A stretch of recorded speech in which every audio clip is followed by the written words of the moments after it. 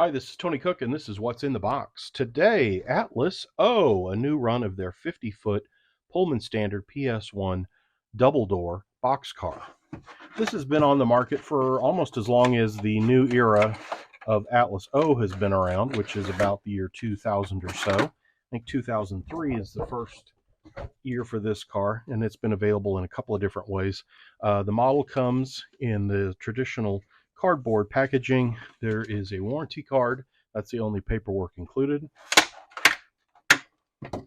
Model is wrapped in film. And this is a 3-rail version, which includes a little protector there under both of the trucks.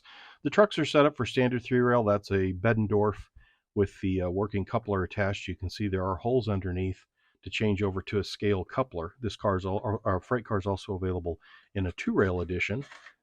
The sliding doors work. That's a Pullman standard style door. A Youngstown door is available on the other road names. Every road name in this run is a new road for this car.